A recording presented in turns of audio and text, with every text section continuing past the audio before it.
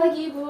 Selamat pagi, Mbak. Ya, saya Rindi. Saya lagi di sini dengan Ibu siapa? Ibu Nani. Ibu Nani. Keluarnya apa, Bu? Ini, Mbak, akhir ini saya kurang enak badan gitu loh. Pusing banget rasanya. Iya, bagian mana, Bu? Di bagian tengkuk, kadang juga kayak kepalaku tuh rasanya berat gitu loh, Mbak. Sering itu kayak gitu? Sudah beberapa hari ini sih, Mbak. Kadang muncul kalau capek atau kayak makanan-makanan tertentu gitu muncul. Ya, gitu. Baik, kita ngukur dulu ya, Bu. Iya, siap. Tinggi badan dulu. Oke, baik.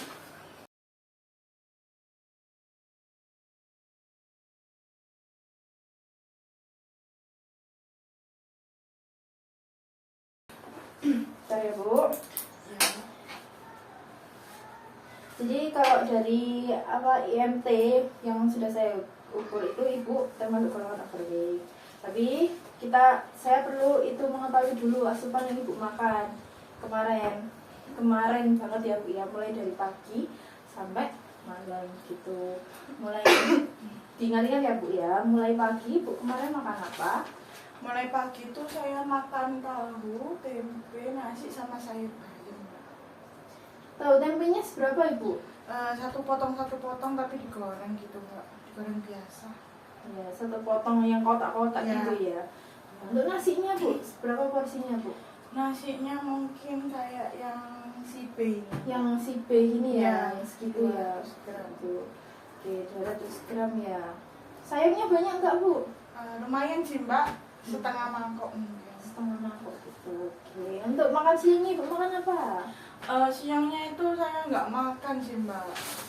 Mungkin beli cemilan siangnya itu. Saya beli lemper 1, terus singkong gorengnya 1, sama risol. Risolnya yang risol mayo, Mbak. Risol mayo. Iya. Berarti yang digoreng itu singkong sama risol. Iya, benar, Ya, Mbak. tadi lemper yang berarti nggak makan siang. Untuk sore harinya apakah nyemil-nyemil lagi atau Sore harinya kalau nggak saya beli bakso 1 porsi komplit, Mbak. bakso komplit itu isinya apa, Bu? Mungkin 5 pentol, terus 1 somai, 1 tahu goreng, sama 3 goreng. Habis semua itu? Habis, Mbak. Soalnya nggak pakai lontong kan. Oh, nggak pakai lontong ya. Iya. Jadi habis semua Iya. gitu. Terus ada cemilan lain, es atau gimana gitu? Sama es teh kalau pas bakso itu, Mbak. Es teh. Oke. Terus makan malamnya Ibu makan apa? Beli 1 porsi nasi goreng ditambah kerupuknya 1. Nasi goreng 1 porsi. 1 porsinya banyak yang atau sedengan gitu? Dengan, Mbak, saya mintain. Oh gitu. Habis, Bu? Habis, soalnya saya lebih suka makanan yang gurih, asin-asin gitu, Mbak. Oh, Ibu lebih suka makanan yang gurih, yang asin gitu ya, Iya. makanya. Tuh, kerupuknya habis berapa, Bu?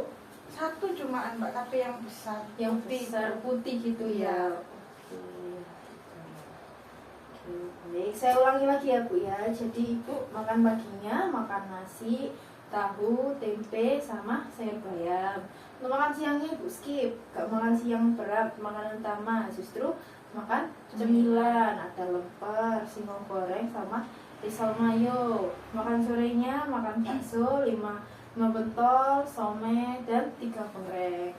Untuk makan malamnya Ibu beli nasi goreng sama ditambah kerupuk. Emang kebiasaan itu makan di luar gitu ya, Bu? Iya, saya jarang masak, Mbak, jadi seringnya beli makanan langsung. Oh, sering beli. Iya. Terus suka yang asin-asin gitu. Gurih-gurih, asin, pedas gitu. Oke, dari data recall ini, dari data yang Ibu makan ini, justru kalau kecukupan energinya itu udah cukup sih, Bu, cukup sesuai kebutuhan. Tapi yang di sini yang berlebih itu lemaknya. Karena yang Ibu makan kan lebih banyak yang digoreng, Iya. yang tahu tempe tadi digoreng. Terus bakso tadi gorengannya ada 3. Bakso juga mengandung kan asin-asin ya, bakso ya, itu mengandung natrium yang tinggi. Terus tadi nasi goreng, pasti kan minyaknya banyak juga ya nasi Iya. goreng ya, meskipun di itu masih berminyak. Terus ada kerupuk juga, pasti asin juga. Nah, kaitannya dengan yang tadi saya bundar ini, nasi goreng, terus ini yang asin-asin dengan lemak itu berkaitan dengan hasil tensi ibu. Jadi tensi ibu kan hasilnya 176/80. Nah, di sini ada leafletnya ibu. Jadi itu termasuk golongan hipertensi. Jadi hipertensi itu suatu golongan di mana tekanan darah sistolik pada tubuh seorang lebih dari atau sama dengan 140 mmHg. Nah, ibu di sini kan 176 tuh, lebih tinggi banget daripada 140. Nah, ini termasuk itu. Nah, untuk distoliknya 90 mmHg. Kebetulan di sini ibu 80. Hampir mendekati 90. Jangan sampai tinggi juga ya, Bu. Nah, gejalanya ini sama kayak yang tadi Ibu rasakan, sakit kepala. Gitu ya, sakit kepala, pusing, juga jantung berdebar, penglihatan kabur, mudah lelah. Lelah nggak Ibu kalau beraktivitas? Iya, biasanya kalau naik tangga gitu. Sering lelah ya. Nah, gitu. Nah, dampaknya nanti bisa merambat ke penyakit jantung lainnya. Misalnya ada penyakit jantung macam-macam gitu. Nah, terus yang paling parahnya nanti stroke, Bu. Jadi stroke itu kondisi pembuluh darah itu pecah. Nah, ini menyebabkan salah satu bagian tubuh itu tidak berfungsi. Jadinya kayak itu. Pernah kan dia di stroke itu ada? Iya. Nah, gitu. Nah, gagal ginjal, kerusakan pembuluh darah, gangguan penglihatan. Bahkan sampai ada yang tidak bisa melihat karena stroke ini, karena hipertensi. Nah, di sini karena saya ahli gizi, saya bisa bantunya dengan pola makan ibu. Nah, tadi kan cukup jadi perhatian yang gorengan-gorengan, yang lemak-lemak, yang garam-garam gitu. Nah, saya rekomendasikan diet jantung rendah natrium atau rendah garam. Gitu. Nah, ini ada macam-macamnya ibu, sesuai dengan apa kondisinya gitu. Syaratnya yaitu batasi natrium atau batasi garam dengan idealnya kalau dalam miligram itu 1.500 gram.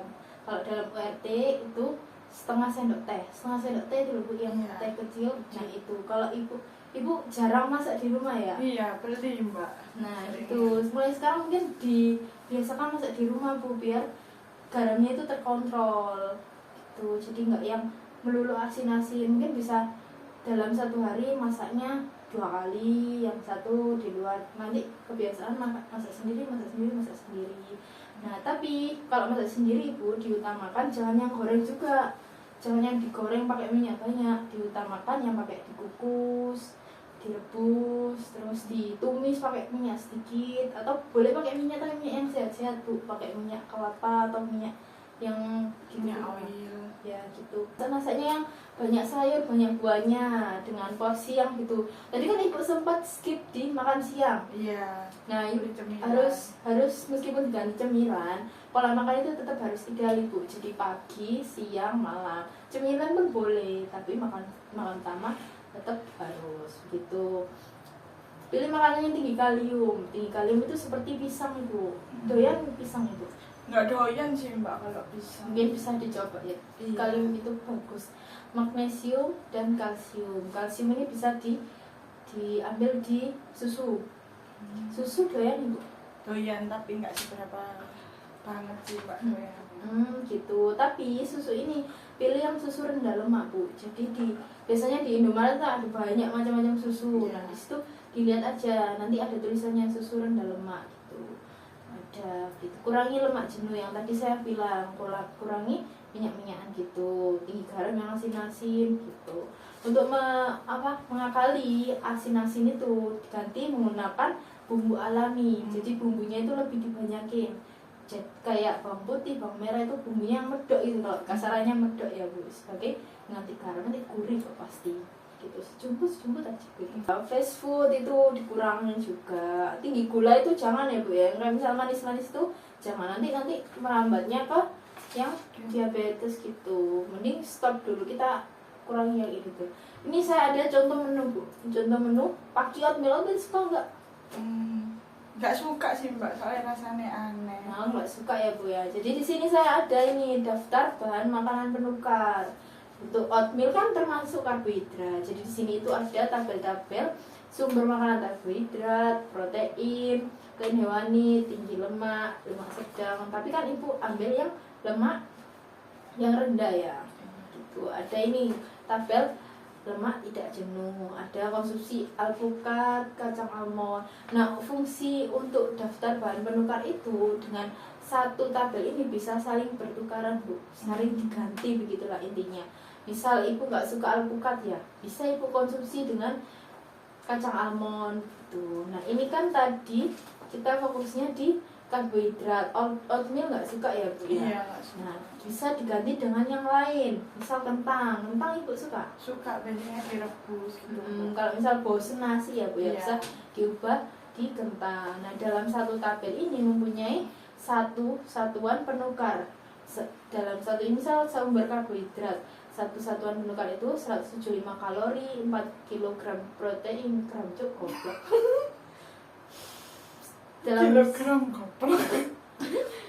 dalam menukar sumber bahan goblok tekon ya aku ngomongnya. Ini kira wis bocor maneh.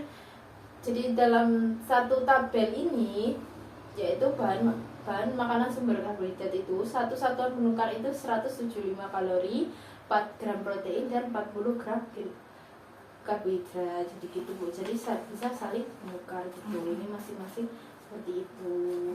Gitu. Nah, gitu yang bisa saya sampaikan diet-dietnya. Mungkin Ibu ulangi lagi apa yang saya sampaikan tadi yang harus dilakukan. Mungkin kayak ini sih Mbak, kayak ngurangi makanan yang gorengan. Bisa ditumis, direbus, dibakar mungkin. Terus Ya. ngurangin jumlah garam yang tadinya banyak karena beli, mungkin bisa masak sendiri. Terus mungkin bisa ganti kayak misalnya kalau kita nggak suka ini jadi ke makanan lainnya kayak kentang, ubi gitu. Betul, gitu ya, Bu ya. Baik, saya rasa Ibu sudah paham apa yang harus dirubah, apa yang harus diperbaiki begitu. Semoga kedepannya Ibu menurun tensinya dan semakin membaik gitu ya, Bu. Sampai ketemu minggu depan lagi, kita evaluasi lagi. Iya. Terima kasih ya, Bu. Terima kasih.